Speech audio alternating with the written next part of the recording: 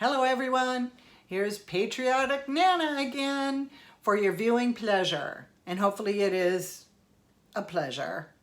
That's the goal, as well as to get some, actually I feel like I represent a lot of Americans who would love to say what I'm saying. And so I feel like I'm representing a lot of people. And I wanted to talk a little bit about our country and how it's divided in many ways, but for us to be even more divided with this pandemic and accuse each other of hateful things. Like I've been accused many times of people saying, you don't care if people die. And it's like, well, of course I care if people die. We all care if people die. And I could easily say to them, you don't care if somebody lost their business and committed suicide. You don't care. But I'm not going to say that because I really don't believe it. I believe all of us care about this country. All of us care about the economy.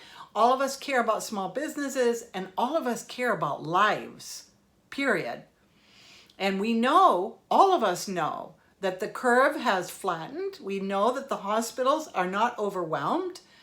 And it is time. It just is time to go out, to start opening up and not finding other reasons to not open up and not to be completely without common sense. And that is what drives, I think, most Americans crazy, is this nonsensical, Lowe's can be open and be crowded. Believe me, they get crowded.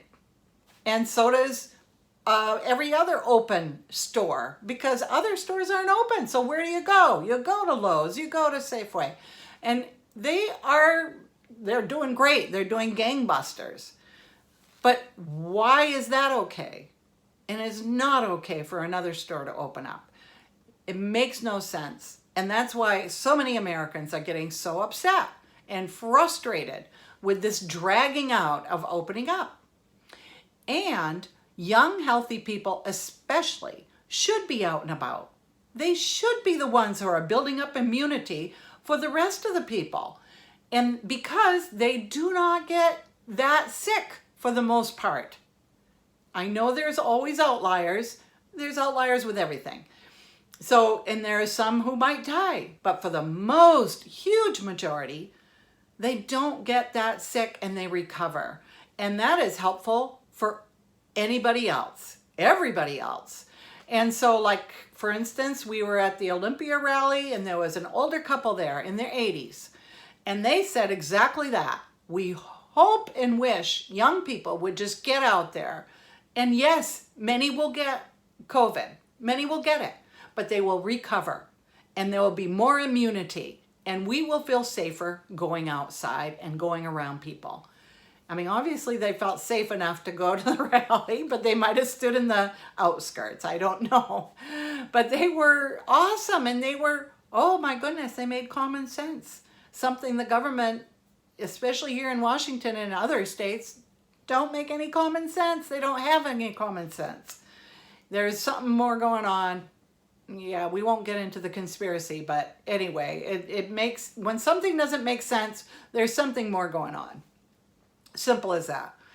And also, we always take risks in life, and we live life. We take risks every time we get into a car. There are so many times I'm on a two-way road and we're going over 60 miles an hour, and it's like a thought goes through my head. Wow, all somebody has to do is glance to the side and boom, hit somebody head on. It happens all the time. Accidents happen all the time. But we take that risk into consideration when we get into a car and drive off. We live life. Most of us don't have a fear, live in fear of an accident and say, I am just staying home. We don't do that. And we got to get to the point where we don't do that with COVID anymore.